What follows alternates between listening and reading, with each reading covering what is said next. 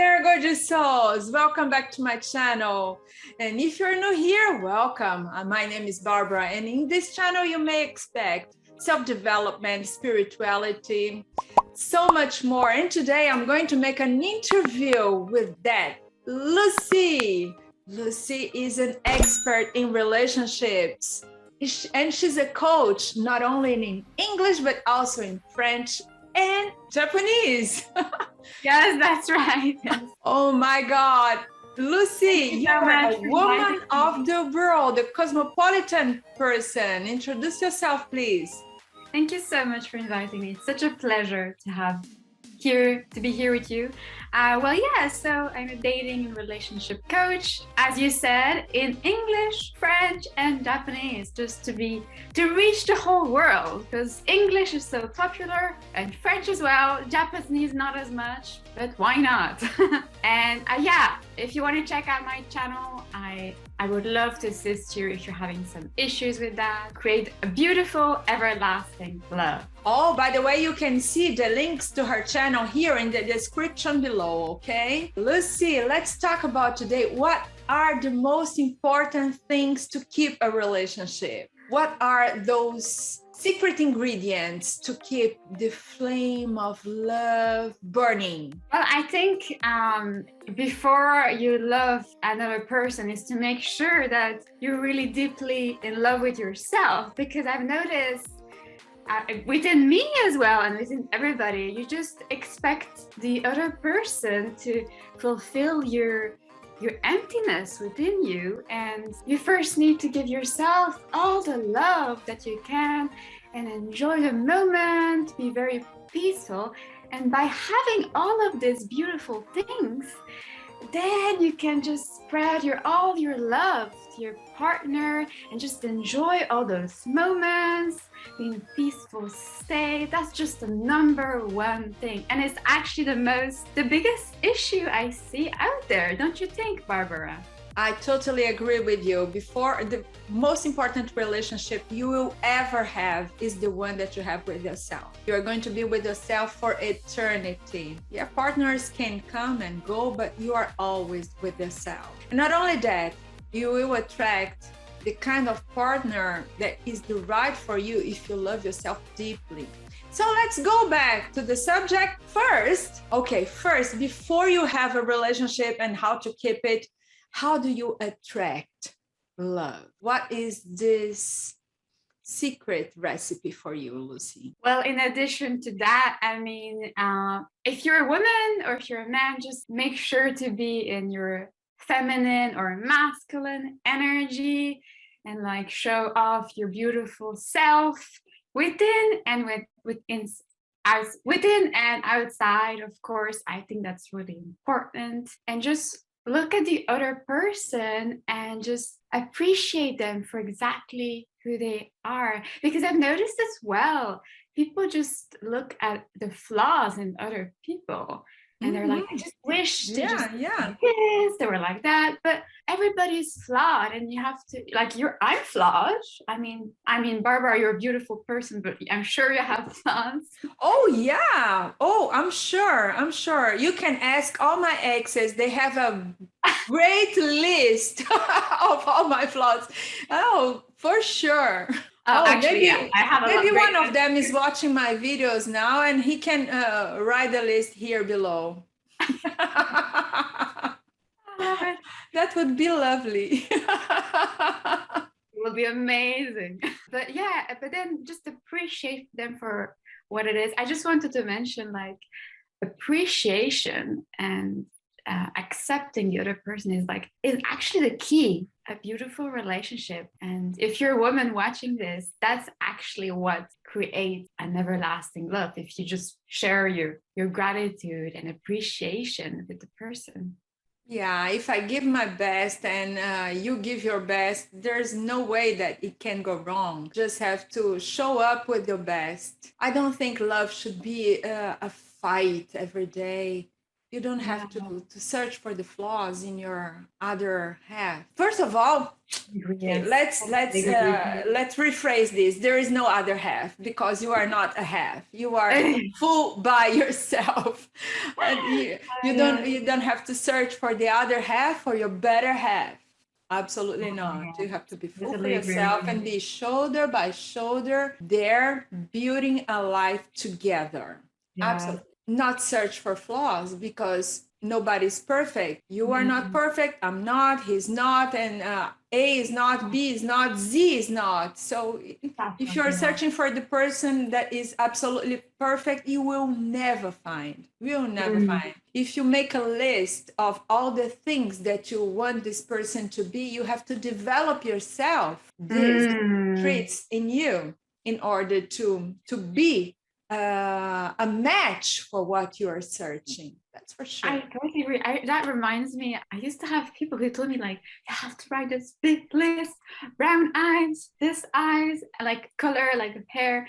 And it's just like, whoa, like it's such a big pressure. And firstly, you need to make sure you're, like you said, you're according to this. Yeah, but okay, if you want to make a list, it's okay to make a list, brown eyes or blue eyes, it's okay. But don't forget to add in that list really important things, meaningful for you. For me, for instance, cheating is a no-go. Oh, God. Cheating is a no-go. Something happened, and then the person doesn't acknowledge the pain. Then you're gone. Then you're through. If somebody cheats and they are not even willing to make it up for, they think, okay, let's turn the page and begin again. No, this relationship that you had with this person is over. You have to build a new one from scratch. And to build a new one from scratch, once you did something wrong, it's not just turning the page. You have to make up for, work in the things that gave pain to your significant other, not your better half. You have to make up for, you have to improve as a human being. You have to acknowledge the pain that you caused and be willing to never cause it again. That's really important. If you want to make a list, so don't forget to put on that list the things that are really meaningful for you, or something like an independent person that's not going to be on your shoulders, or how important is jealousy for you, how not important is, or if they smoke, if they drink, if they use drugs, things like this that are really more important than brunette with curly, beautiful hair. But I mean, of course, it's fine to have a list, but as long as you match, like you said. And sometimes, people make lists and they put on that list, I want this person to be really self-developed and ready for this and ready for that, but they are not even a match for that. They demand things that they don't have even developed themselves. So you're not a match for your list. So you do need to have that yourself. And you have to imagine that the other person that you are looking for also have a list. Are you a match for that other list or not? So developing yourself, topic, isn't it? Yeah, we begin to talk, and oh my God, I make an interview and I talk more than. I agree with you. Like with the cheating part, I just wanted to say, like, that's really a no-go for me as well. Like if I had an ex as well who did that to me, and he tried, the way guys always come back. And then I was like, no. That's not acceptable. Once you feel hurt, it's just like you try to heal the wound, but it's never been healed, really. No, pick up a crystal glass and put on the ground, break the glass. Is it ever going to be again the same glass? Even with the best super glue? Yes, I mean, it will be it's possible, but very challenging. Depends how much you break it, I suppose. You can pick it all the pieces and make another glass. It's not ever going to be the same. But there for some people it's not important. I have very good friends that have an open relationship, and it's okay for them to do it with other people. But even in open relationships, you can also cheat when you don't say what you're doing, or when you don't reveal that you are in love with. But if you're in a just with one person, that's a whole different story. Yeah. Indeed, Lucie. Oh So, yeah. and once you are in a relationship, how do you keep? How do you make it fresh? Because after 18, 24 months, all the Yeah. hormones that floats the Oh yeah. brains, they fade. They tend to fade. Nah? I agree with you. Yes. So Yeah. Even this passion tends to fade. How do you keep the flames going on?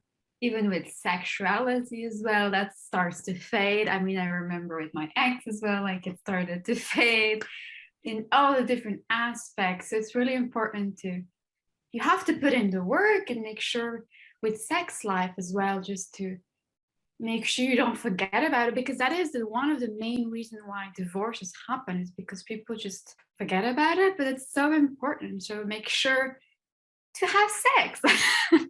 I mean, It don't is. force yourself, but make sure to include it. And as well, like romance as well, like include it's a relationship is not, it's work. So you have to water the flower. I agree with you. You don't have to have sex every day. Absolutely not. But you cannot forget about it at all. It's important because attraction is the glue that keeps relationship alive. Otherwise, you're just brother and sister or just friends. So attraction is important in a relationship, and romance is an important thing to keep the attraction alive. But I guess I've Romance. noticed that many people, like they, like when they are married for many, many years, they just kind of Take for granted. They take for granted. Now the person beside them become a chair. Yes, that's not gonna like last long if you do It that. is not okay to become No, invisible. It is not okay. it's Of not. course not. People put so much effort to attract, like a Yes. spider. A spider makes this spider house so carefully, and once the fly is there, you forget. They really forget. Okay, I'll take for granted. Don't take for granted. Put the work every day with kindness and generosity. According to the Gottman Institute, kindness and generosity are the two most important things to keep a couple together. They made a research, and they separated the couples after 6 years into masters and disasters. And the masters were those who were kind to each other in the way that they treat each other, in the way that they talk to each other. Even when they were having a fight, they were careful to not say things that were hurtful, or to say things in a way that, instead of you always do this or you never do that, they say, oh, this thing is not working in our relationship. How can we work this thing out to make it work? That's an intelligent way of having a discussion. I just wanted to add to that. So I've been studying the male and female psychology and male and female sex. I might add, this has nothing to do with sex, this conversation, but yeah, like that is the number one reasons why men want to pull away from their person they're seeing, because when people just nag them, complain, and it just doesn't want to make them be around them. And that is the reason why there's so many divorces, or that people can't keep a relationship. So like what you said is totally true. Just even if there's an issue, try to say it very kindly. Of course, Lulu, the way that we talk to each other is really important. In my research, yes, like it's really, when you complain and you nag, that's what breaks relationship. Man just want to just run away. Yeah, and talk a little bit about female traits that attract men. The female traits that attract men. Well, it really depends on the type of women and type of man, doesn't it? Of course. But in general, I mean, every woman just wants a protector, don't they? Someone who will protect them, like for any danger, or many other ways, like, and who will be strong, who will be like be balanced. So they don't want like someone who's weak and who doesn't know what they want, or who's kind of doesn't know what's happening and like doesn't have a clear vision. That's really number one. And someone who's positive, not in low vibration. Yes, yes, but I agree with you. Yes, it's important to feel protected, to feel safe, Yeah. to feel accepted, that you can be your true authentic self, and you're not going to be criticized. You're not going to have a finger on your nose, or you should be like this or you should be like that. They are not trying to, they just accept you. That's really important. Not only that, they will protect you for whatever happens in your life and support you. Like you might meet someone who's very good looking or who's very kind, but if they don't have those traits, it's like, yeah, there is this misunderstood that people think that men and women are alike, are really, but they are not. Please look what's in the underwear. You will see some difference there. It begins there. And then you go to the brain. The hormones are totally different. And since the beginning of time, men are shaped to go get, to bring the mammoth into the cave and to protect the women and the children. Hey, women, are you thinking that you should be androgynous? No, it's not like this. Men like women that are feminine. That there is this also this misunderstood, since the women came to the working place after the wars, that they came to replace the men that were in war. We are all the same, but we are not. That is a huge misunderstanding, isn't it? And I feel like we've really switched. The big issue is that we're switching roles. I feel like I've noticed many men are kind of becoming very womanly, and many women are becoming very manly. And it's just, I've noticed this is like the main clash of this whole thing. Yeah, but there are some things that are good, and I mean, of some course, things are not. We have to find really balance into it. It's really nice that the fathers are changing diapers, but hey, they cannot breastfeed. They can't. Oh yes, that is fantastic. Yes, there is always good positives and negatives in here in the Netherlands where I live. There is this, sometimes Fridays is the papadag.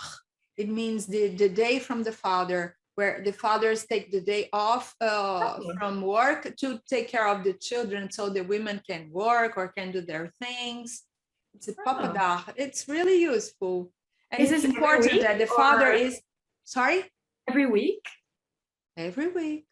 Every week.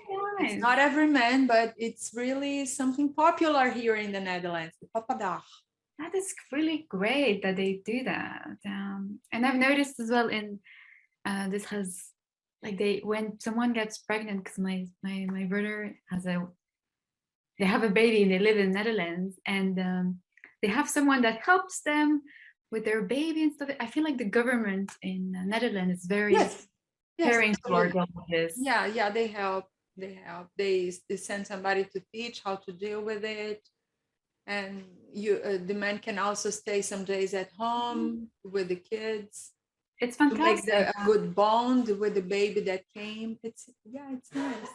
What I really meant by, like, I mean, in those ways it's good. It's just in the ways that I've noticed many men feel like they don't need to like protect women, and that's in the dating world, so it's just, but that is different in every culture. Yes, well, of course. Well, I come from a Latin culture, and I see that is more important to Latin people than here, for instance. To what? It's more important to? It's more important to the man to protect the woman, and here the women are really independent. For instance, I was, I think, 40 something when the first time I opened the door to my car, or I opened a door, because my ex-husband always did that to me.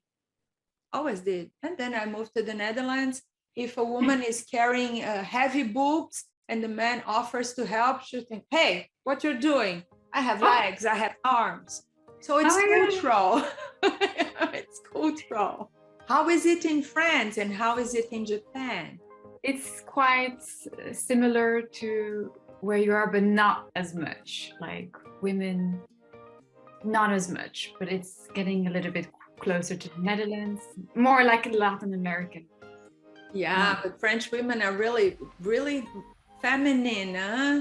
Even if they are using ballerinas, they're really fancy and elegant. They dress like very girlish.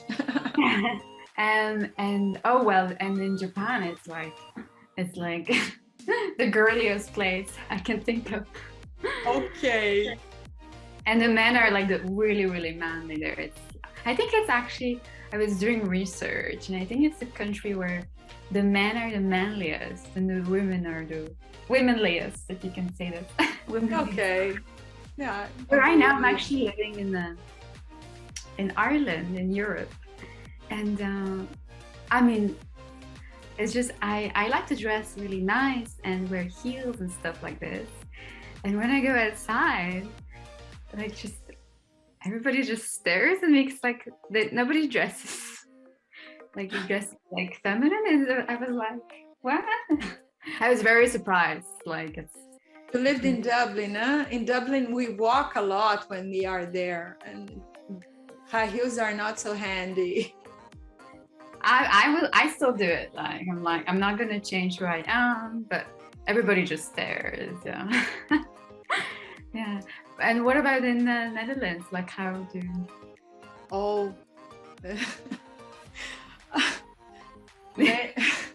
men and women with the time together, they begin to look like each other. Of course, there are many exceptions. You cannot make a rule for the whole country. Yeah, I mean, of course, there's always. But long hair and high heels are not very popular here. Lucie, my dear, I want to thank you so much for being here in my channel. You can find Lucie here on YouTube, and I'll put in the description below her channels. I wish you a lovely day and namaste.